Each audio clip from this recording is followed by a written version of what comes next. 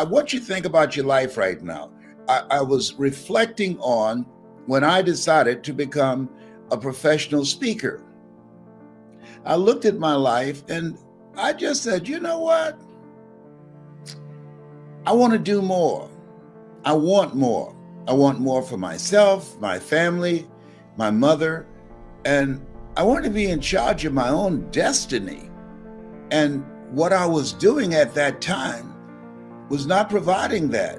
And it got to a point, I don't know whether or not you've ever been there, that just doing something 8 hours a day, 5 days a week, just to pay the bills, to keep a roof over my head, and for transportation and food on the table, it just didn't get it.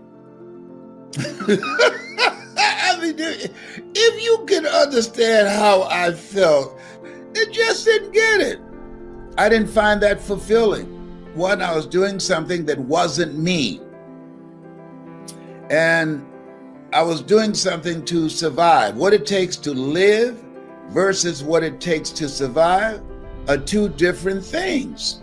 And so here's what I realized, that if you're not willing to take a chance on you, if you're not willing to learn something and reach beyond your comfort zone so that you can explore some other possibilities for yourself, you'll never discover the greatness that you have within yourself to do more, to have more, and to experience more. So I wanted to see what else was out there for me other than what I was doing at the time.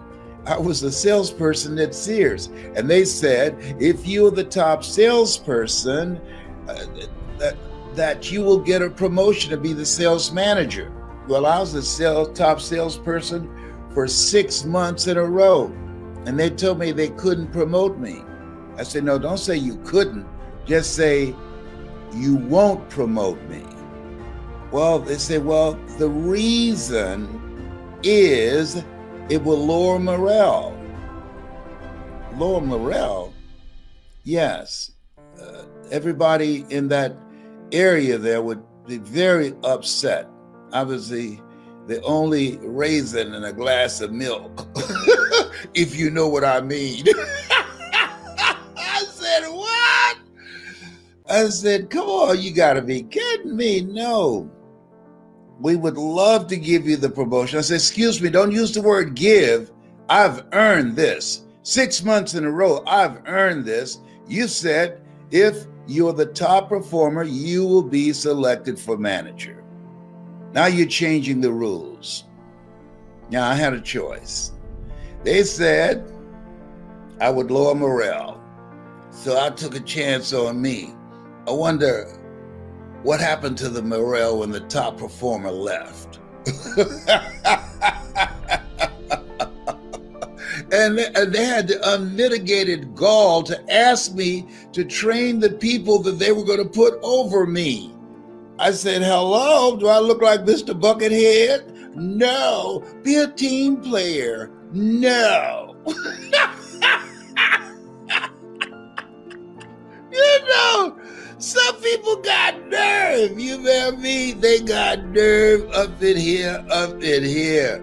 I said, I got to do something that puts me in charge. If you want to be in charge of life, but I'm working from home now. This is what I do. When I'm not talking to you, you know what I'm doing?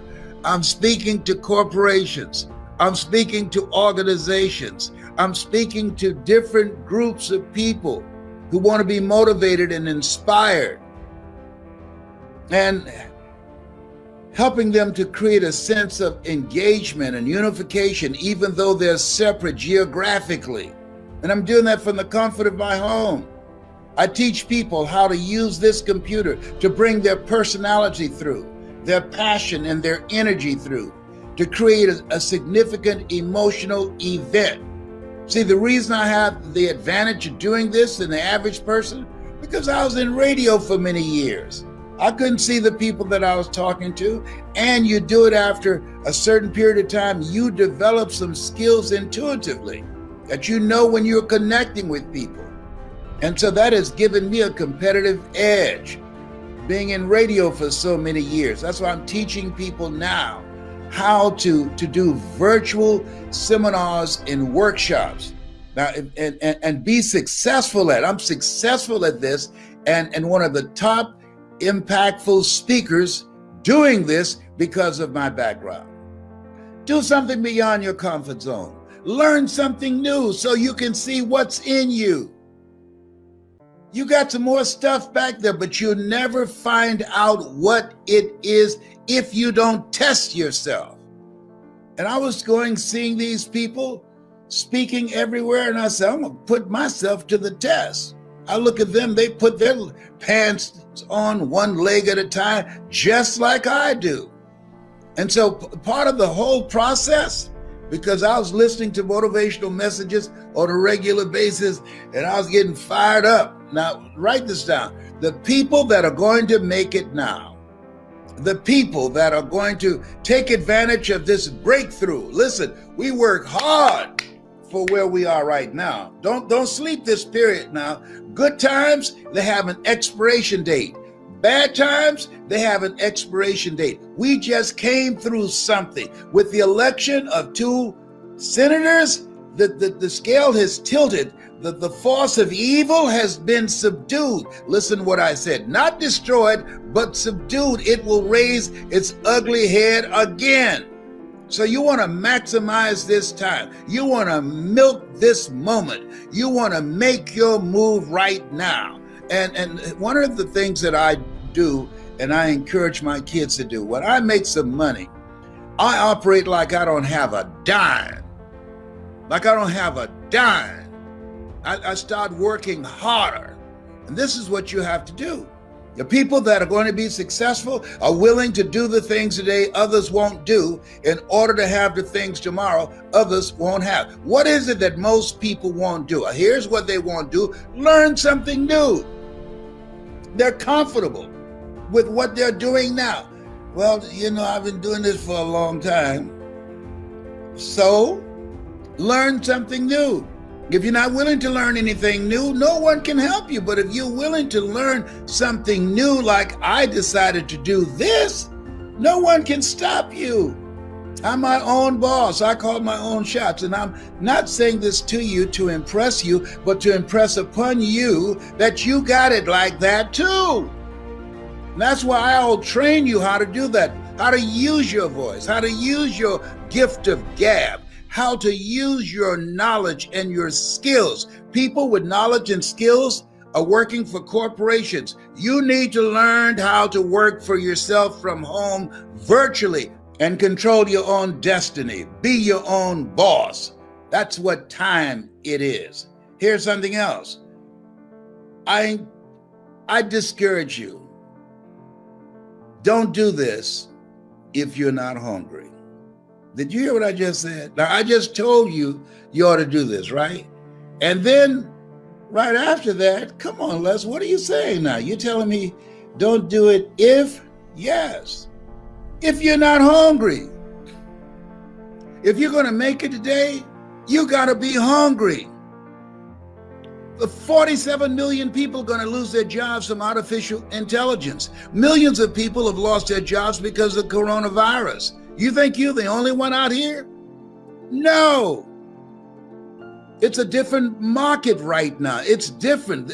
There are people that are desperate, going through foreclosures and evictions, lost their jobs, lost their businesses. So the people that are going to come out on top, the people that will snatch victory from the jaws of defeat, they're hungry. When I came out here, I was hungry. I got 5 sons and 5 daughters and a mother that I want to take care of and buy a home for. You got to be hungry. People that are hungry are relentless. You got to get your hustle on. People that are hungry are the first ones there and the last ones to leave. Most people not hungry.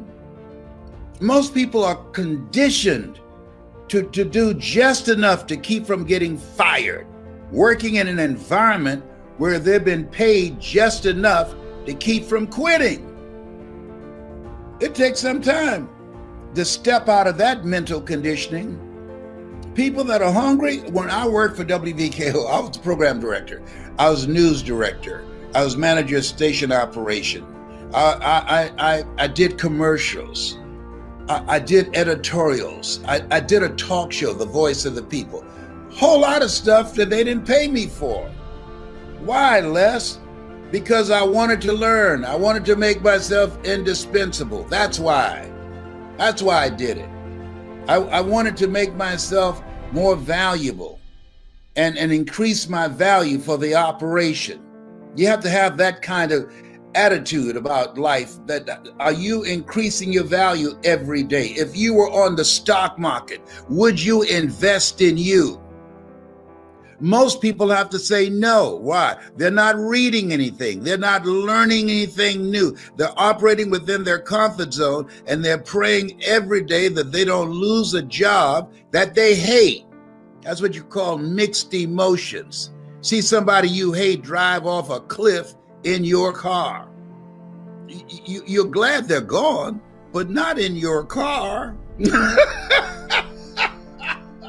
Oh, behave, hello, whatever. No, it's a different place now. You got to be hungry. You have to get your stuff together. Average is over. The being average, doing just enough to get by, no. And when I talk to people, I can ask a certain question. I can tell the hungry ones and the ones who are slackers. And they're everywhere, the pigeons. See, today, employers are looking for eagles. You go outside right now and see some pigeons, but it's going to take a minute to see some eagles because they fly high. This is what time it is. And when you look at yourself, look at your goals, look at your dreams, this time demands that you get outside of your comfort zone. This time requires that you invest in you. That's what I was willing to do. The people that will be successful are willing to do the things today others won't do in order to have the things tomorrow others won't have. People who are not successful have large television screens, and people who are successful have large libraries. Hello? Oh, people who are hungry are willing to discipline themselves. They're willing to dedicate themselves to learn something different. See, anything can be mastered if you're willing to put in the time and put in the effort and focus yourself on learning how to do that to make yourself stand out. In the attention economy, this is the attention economy. You got to make yourself stand out. Yes, you just can't mosey through this time and think you're going to get some customers. So you have to think in terms of market takeaway. What value are you bringing that's superior to everybody else? You've got to operate out of the thinking of Henry David Thoreau. Do not go where the path may lead. Go where there's no path and leave a trail. You got to set a new standard. I got a message for you, and I want you to share it with others. Don't be selfish, because I want to talk to you about shifting your focus and managing your mind and the thoughts that you have. Because when we wake up in the morning, advertisers are competing for the real estate of our minds. And what we have to do is begin to be proactive in programming ourselves rather than allowing ourselves to be programmed by the world. That's why we're told, be ye not conformed to this world, be ye transformed by the renewing of your mind. If you agree with me, I want you to put yes in the comment section. Just put yes. Make a brother feel good. and something else. See, there are things that's going to happen just beyond our reach. And it's important that you be okay with that.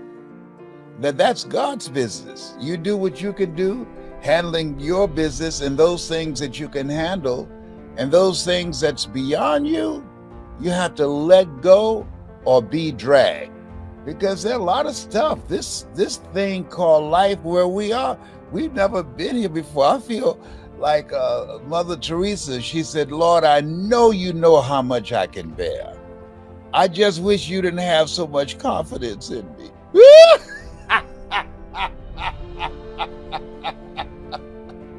Oh my goodness. Oh boy. So I want to share some thoughts with you. People ask me, what do you do during tough times? How do you handle it? Well, they asked the right person. As I speak to you, I have this trophy here from Cancer Centers of America. It is a trophy that you don't want. It's called the Cancer Center Perseverance Award. Perseverance. I'm a 29-year, 4th stage prostate cancer conqueror. All right, so you don't want that award. Some awards you want, some awards you don't want. But I'm glad to get the award because I'm still here. So the question becomes, how do you do that? How do you keep a positive mindset in the face of a prognosis and say you're on the way out? How do you deal with that? Well, number one, what's very important is to understand this, that at any given time, we have the power to choose. Choose ye this day whom ye shall serve. We have the power to choose to focus on the things that are not what we want them to be, or focus on what we can do to create the things that we want in our lives. See, because at the end of the day, life is a fight for territory. And once you stop fighting for what you want, what you don't want will automatically take over. So I deliberately, when I wake up in the morning, I'm grateful. I say, I'm great and grateful. I'm still here. There are a lot of people that didn't wake up this morning. They're taking a dirt nap. Hello? So I'm grateful. I'm not in pain. You can hear my voice. I can still serve. At 77, I can still make an impact. All right? So what you have to do is face this. Every day is not going to be a good day, but there's some good in every day. So here's my challenge to you. Look for the good. I ain't playing with you. I'm coming for you right now. Look for the good because it's here. And then just take the time to savor it. What most people do, and this is crucial, they leave their minds open like a universal garbage can and taking in stuff and information that they can't do anything about. I support the Ukrainians without any question. I pray for them. I support them. I will contribute to anything to help people who are being displaced.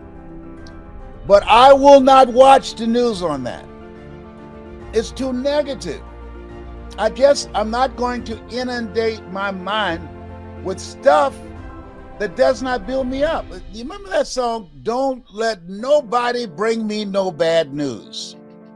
If you can identify with what I'm saying up in here. My brother, I was talking to him the other day, my twin brother, and I can hear him cranking up to give me some bad news. I said, hold just a minute. I paused for a minute. I said, you know what? I'm going to circle back with you. And so he thought I hung up, and I heard him say in the background, he's not going to call me back. He's right. No,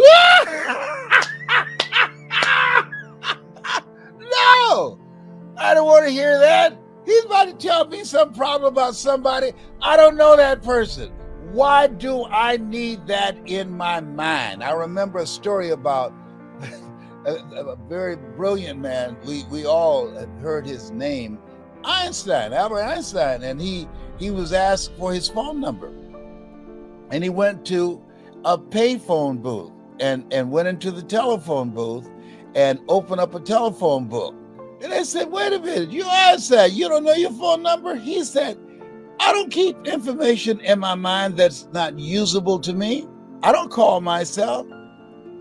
Why should I put some stuff in my mind about things I can't do anything about other than saying, wow, I'm sorry to hear that. But I will take some things in that inspire me, things that encourage people that I can use in my presentations. I tell speakers and I train speakers, and some of you out there, I want you to listen to me, and I'm going to give you a strategy on how to become a powerful global voice of transformation. You got to be a good listener. I listen for stories that encourage, that motivate, that inspire. There's a story in the internet of a little 8-year-old Ukrainian girl who went up to a soldier who had all of his gear and his rifle and everything he needs to kill somebody. And this little girl, unarmed, but all she had was her fist, and she went up and she punched him. Now, of course, she didn't cause any damage, but she was striking a blow for give me liberty or give me death. I know you can kill me. I know you don't value my life. I know y'all just blew up a hospital with children in there. I know that, but we're fighting for our freedom here. And all I got is this right here, and I'm gonna come up there, I'm gonna punch you with everything I got. Now that's inspiring. I wanna hear those kind of stories. Tell me stories that I can share, that can lift people's spirits, that can encourage people. Because see, at the end of the day, we don't know how strong we are until we have to be strong. You don't know enough about yourself to be a wimp. Greater is he that's in you than he that's in the world. You are more than a conqueror. And when you just be with that, I'm more than a conqueror. I'm made in the likeness and image of God. It doesn't get any better than that. I've been given authority and dominion over everything on the face of the earth. These are not just words to be read, but to be lived from. People say, practice what you preach. No, preach what you practice. Sometimes you have to get an attitude with yourself and begin to realize we're more blessed than we give ourselves credit for being, and we must focus on that. When I get up in the morning, I have a gratitude list. I have things that I write down that I'm grateful for, that you can hear me, that I can see. I got my nephew, James, he went stone blind. My twin brother's son, blind at 38. I'm grateful that I have the ability to see and to hear, and that I can pick up my body weight. There was a period of time I was being rolled around in a wheelchair because of sciatica pain and the pain from the little C, cancer. So there's going to always be some stuff. Viktor Frankl, he talks about it in Man's Search for Meaning. He said, you either in a problem, or you just left one, or you headed toward one. Therefore, take unto you the whole armor of God. What is that armor? Faith. And faith not tested can't be trusted. Perseverance. You're going to go through some stuff. Lady, she had a car accident and her neck was broken. She said, my neck was broken, but my neck didn't break me. Although she's a quadriplegic, she's still living a productive life. She's not somewhere feeling sorry for herself. The other thing is, you got to watch who you talk to. I have a friend named Ed Foreman who just passed a few weeks ago. And it's the first seminar that I went to. Ed had something that he did, and at first I didn't get it. Ed will never ask you, how you doing? I said, Ed, why don't you ask how people are feeling? He said, because they might tell you. He said, no. He said, I just tell them, you're doing great. You look better this time than the last time I saw you. He said, I compliment him. I find something good to say because people want to tell somebody about what they're dealing with, but you want to call forth those things that be not as though they were. Do you believe that? Are you down with that? Do you understand what I'm sharing with you right now? It's a part of what we have been told, and it's something that we don't want to just hear it, but to live from that place, to stand in that place of power. I believe that we're here for a reason. And all this stuff that's happening, that God is in the midst of it. But therefore, take unto you the whole armor that we've got to stand up inside ourselves and face it head on, called life. And sometimes I have to get an attitude with myself because sometimes things get to me. Got a son who's bipolar schizophrenic. And I had to realize, hey, that's his trip. He doesn't want to take his medication. He's 38 years old. That's beyond me. That's him and God. They got to work that thing out. I'm not going to stress myself out about some stuff that I can't control. Lord, grant me the serenity to accept the things that I cannot control, the courage to change the things that I can, and the wisdom to know the difference. See, it's easy to say those nice little words when you don't have any pain in your body and your bills are paid, and you're not facing foreclosure, or your relationship is working out fine and your children act like they have good sense. It's easy to say those things. But when life knocks, when life challenges you, that's when you have to pull and call on the whole armor. That's when you have to be able to understand, yea, though I walk through the valley of the shadow of death, I will fear no evil. Oh boy, this thing called life. I saw something with some actors they were talking about. Had they learned when they were younger that whatever you're going through right now, if it's bad, if it's painful, if it's tragic, guess what? This too shall pass.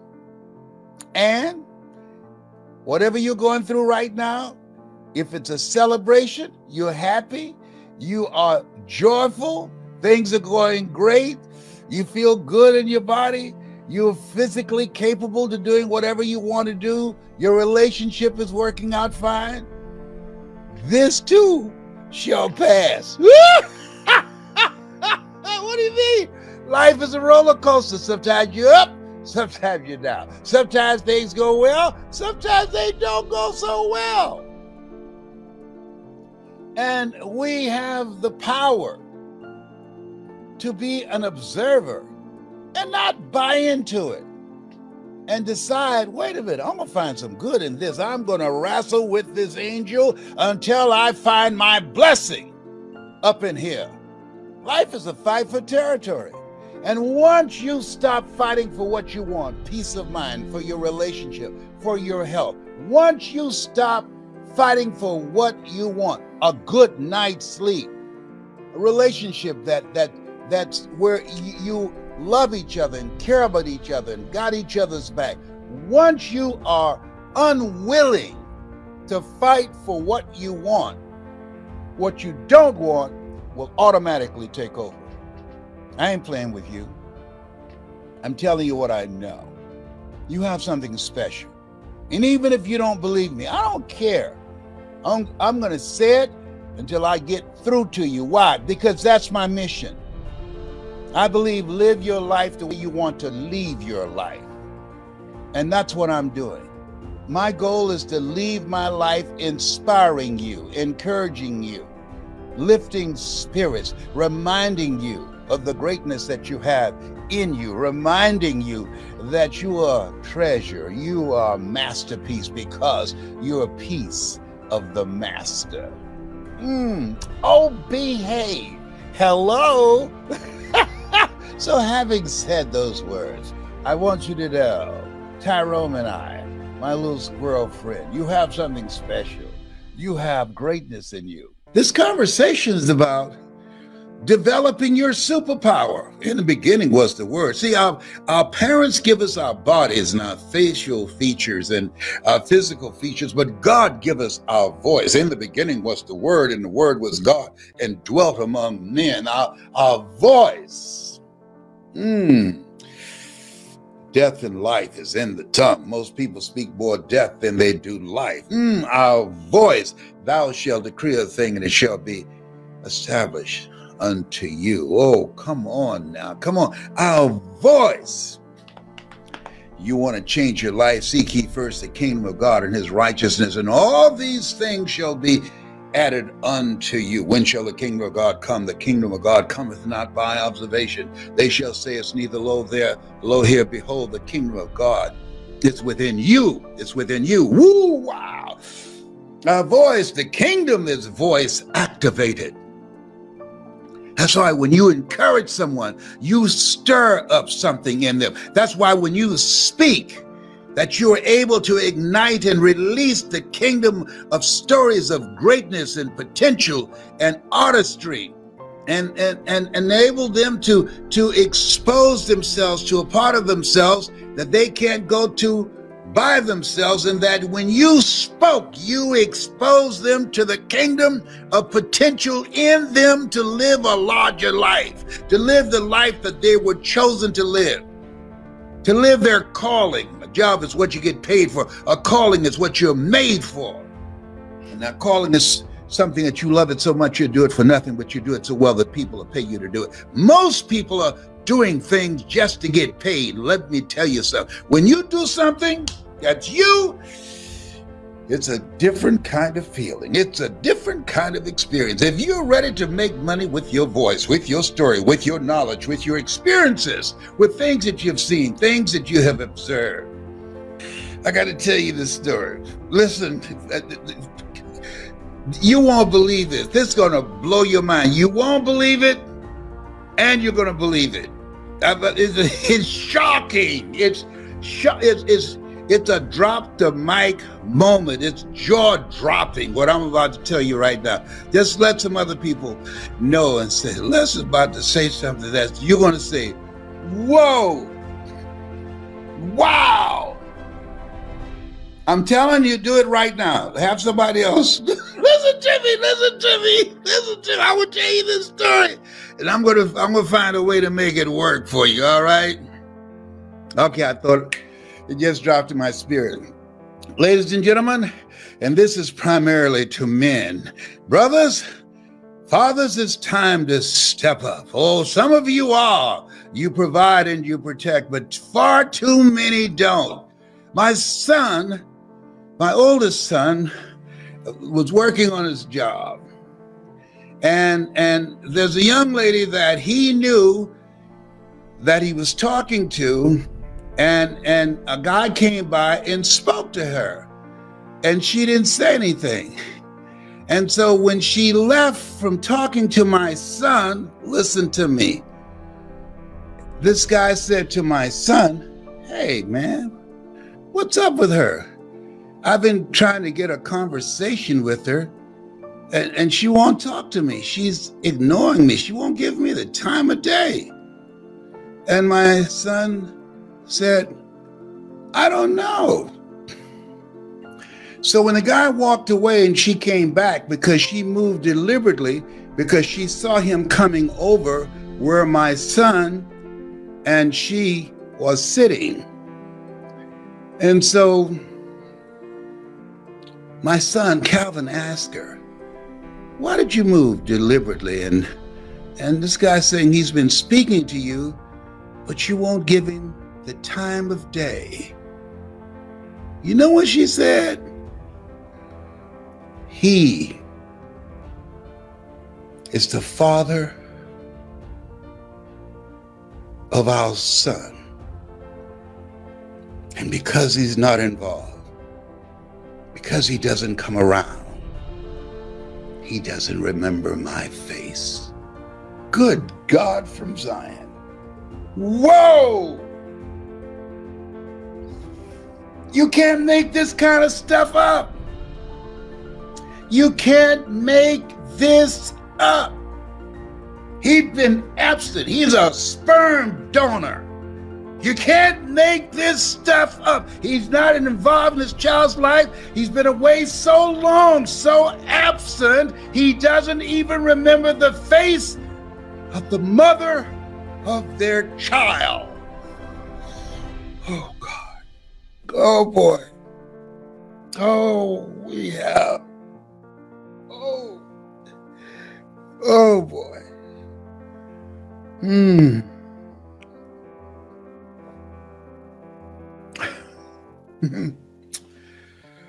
You can't make that up. Hmm.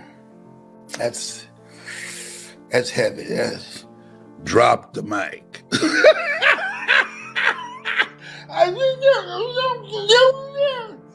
You know what Tyrone said? You about to make me cuss, Mr. Brown. If you don't know Tyrone, it's a squirrel that's outside my window. He's taught me squirrely. He doesn't know how to speak English yet, but I understand it. You know, I've been in the house too long. Oh my God! Oh my God! Oh, this thing called life is just too much. It's just too much. As Jerry would say.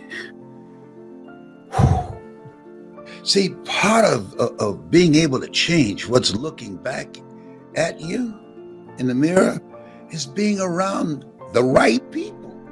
That's major.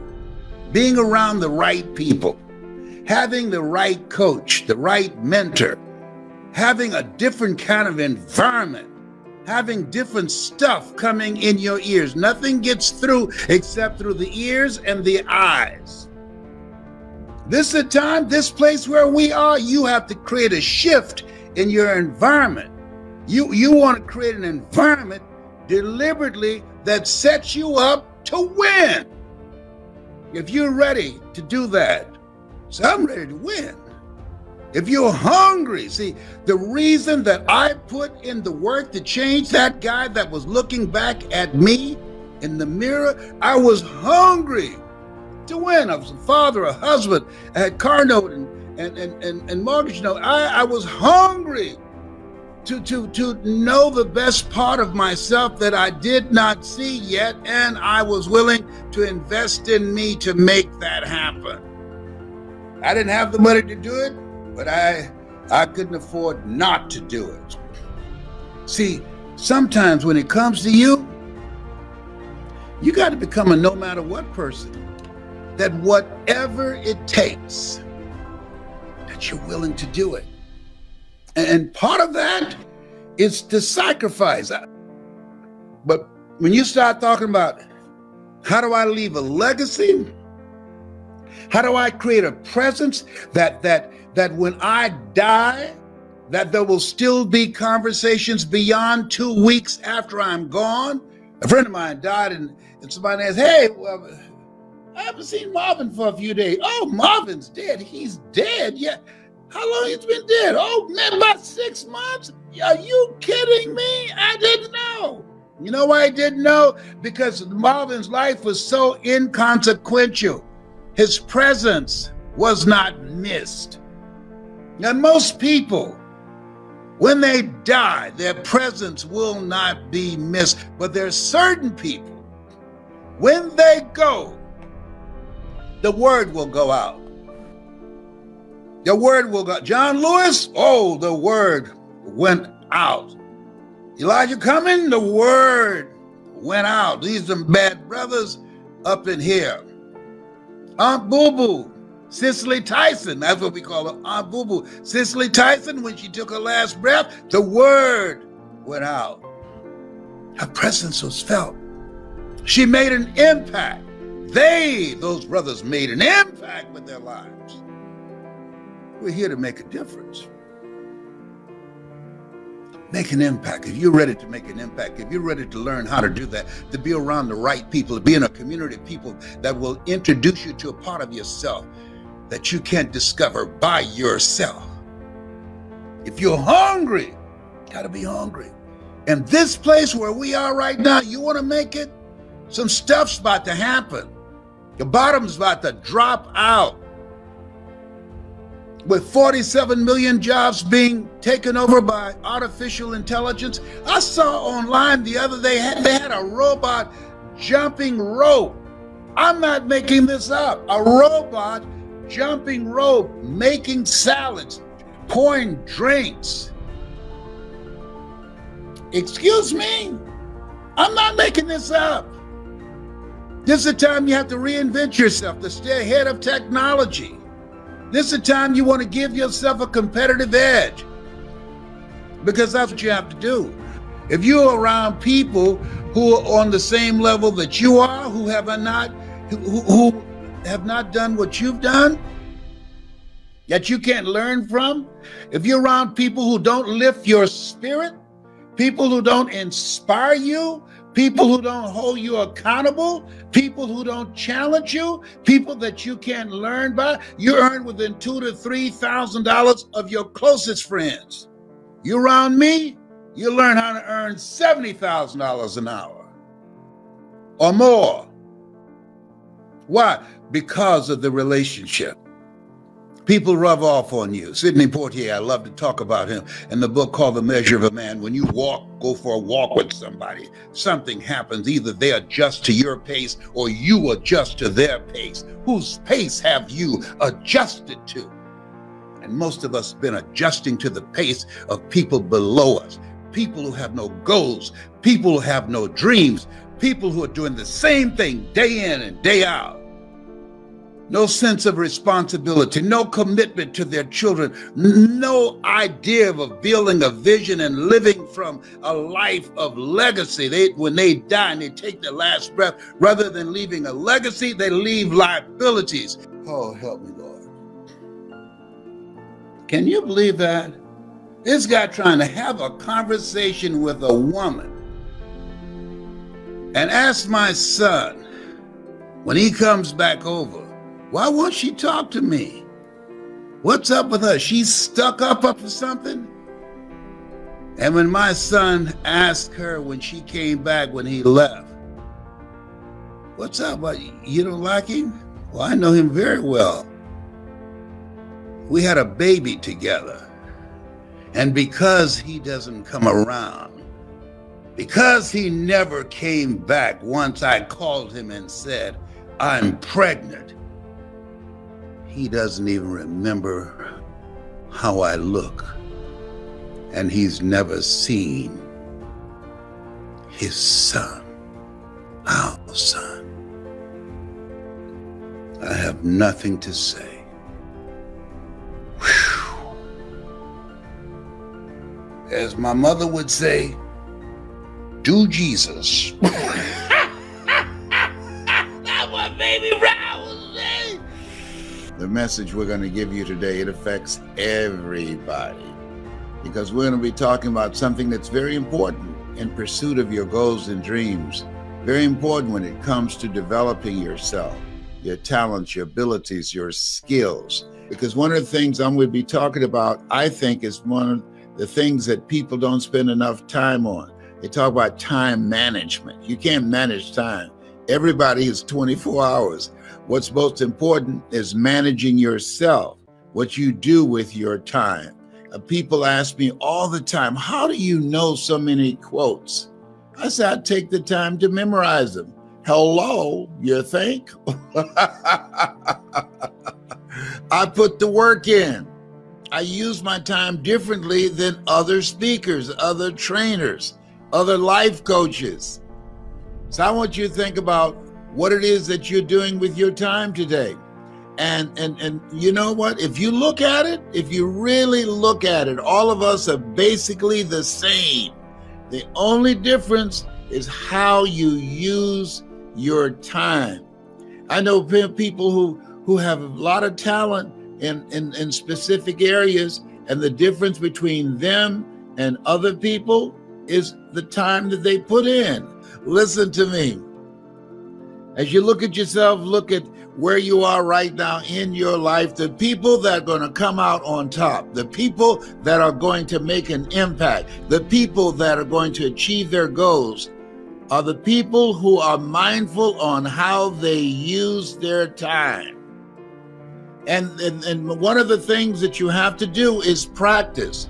You have to practice being mindful and asking yourself, is this the most productive use of my time? While my friends were having a good time, while my friends were partying, and I love to party, But I spent more time working on developing myself and my skills. I spent more time with my coach, Mike Williams, who wrote the book, The Road to Your Best Stuff, than I did with my friends. Why?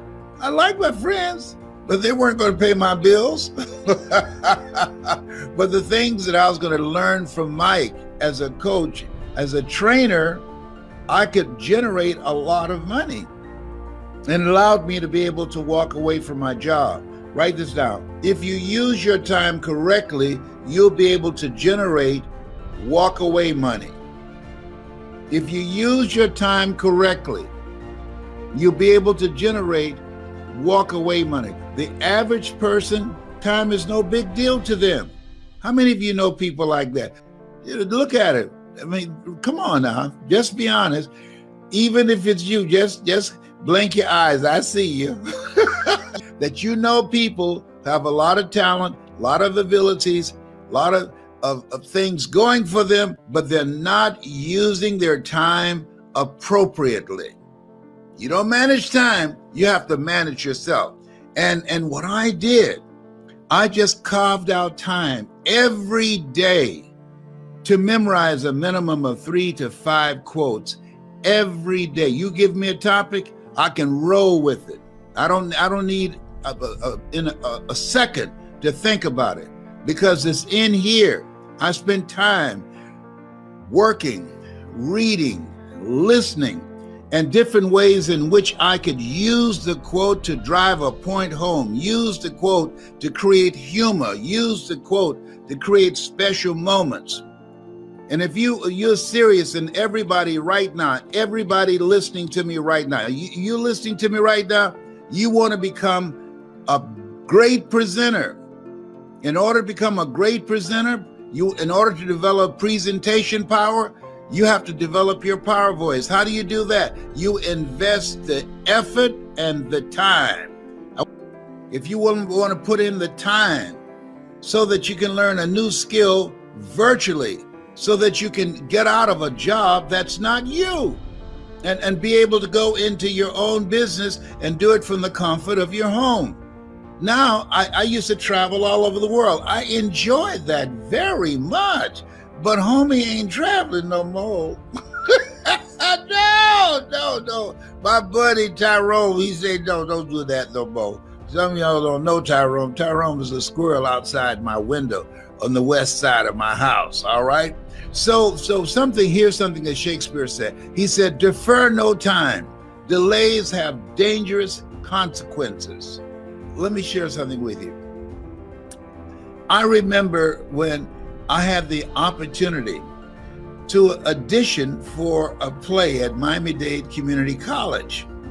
Mrs. Werner was the director there, and I didn't show up on time. Somebody else got the role. The reason I didn't show up, truthfully, not just because I was late, but because I didn't believe in myself. I said, well, something else will come up and I'll be able to get that role. Nothing else came up, and that was it. And so we've all had experiences. I want you to think about it. Something you put off and it cost you. It cost you. The guy was talking to me about becoming a part of my speaker training program. And I said, okay, I got a slot that's available now. So he said, I'll call you tomorrow. He didn't call. And so he saw me about 2 weeks later and said, hey, can I sign up now? Because one of my graduates told him how good it was for them. And I said, no.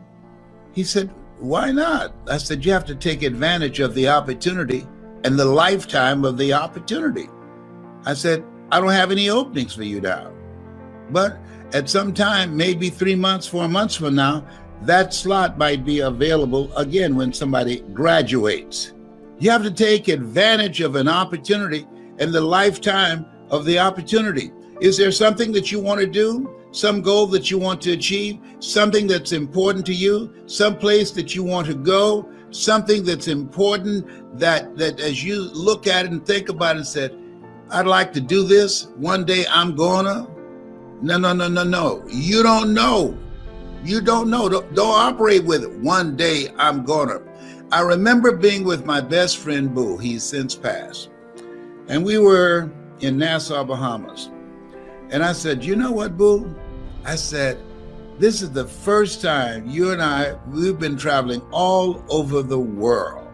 This is the first time that we have time that we can spend here in Nassau, and you can find relatives that you haven't talked to in years. He said, oh, I got to get back to the States because I've got to cook. There's a special event for the church. I said, hey, guess what, Boo? They can get another cook. This is enough time in advance, a week in advance. Make a call, tell them that you will not be there because you are on vacation, and we've never taken the time to spend this time together just having fun. We traveled when I was speaking, and we went from city to city. My cousin Boo and I were in Nassau, and we traveled, and I would speak, and Boo always went with me. And so, but we wanted to have some time special together where I would go to a beautiful place and I didn't have to speak. And so I said, this is a place, let's do it here. Let's spend 3 weeks to a month here. Find relatives of yours that live here in Nassau and Bimini. And we can just chill out. And he said, I can't. I said, why not? He said, because I have to cook for an event that's taking place at the church. I said, you have enough time in advance, call them and let them know. He said, there is nobody else. I said, listen to me. If something happened to you, they will find somebody else. They will not cancel the event. He did not know, and I did not know. When he said, I can't do it, he did not know that he would not be able to do it for the church, to cook for the church. He died a few days after we got back, and they got another cook.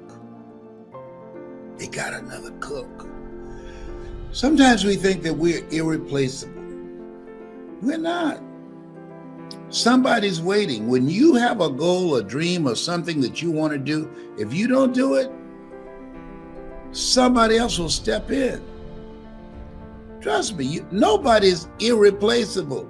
Somebody will step in like they stepped in for my cousin Boo, and they cooked.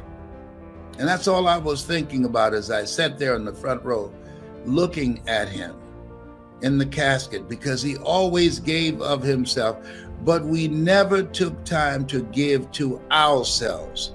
And so that moment that we had was the last that we had the opportunity to spend 3 weeks together without my speaking. We never did. There's a quote. Miles Davis says, time is not the main thing. Time is the only thing. And he's absolutely right.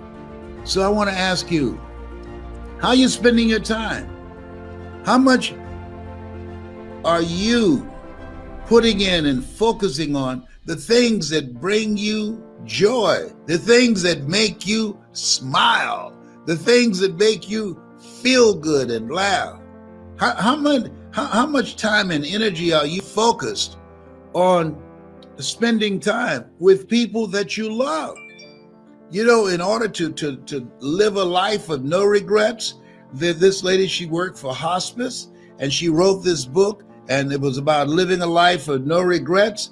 And she said people who were dying, that what they regretted was not things dealing with how much money they made in their business, but how little time they spent with people that meant a lot to them, that if they had their lives to live over again, they would spend their time with certain people.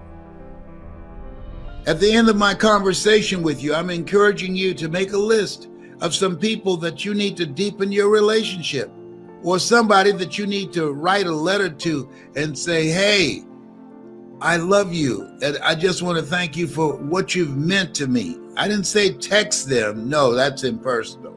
No, just people don't get letters anymore. I used to remember you would go to the drugstore, you get a little tablet, you get your pens and everything. People text, all right? No, when you write a letter, that's personal. You take the time to do that. I sent out some letters to some friends the other day, and they called me and say, hey, thank you very much. That meant a lot to me because I put the time in to do it, to think about it. And I just get a card saying all the words that I wanted to say. I said it in my own voice. So I'm encouraging you, one, think about some people who you care about and who care about you, and it meant something to you at some point in time, and you would just like to do something kind by writing them a letter, by taking the time to let them know that you were thinking about them. How are you using your time?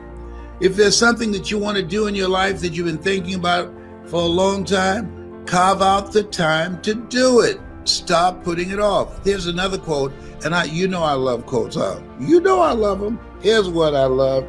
And this one says, sometimes you never know the value of a moment until it becomes a memory. Sometimes you don't know the value of a moment until it becomes a memory. I was talking to two friends of mine, and they knew Dr. Howard Thurman when they were younger. Now, some of you know Dr. Howard Thurman. Most people don't. He was a mentor to Dr. Martin Luther King Jr.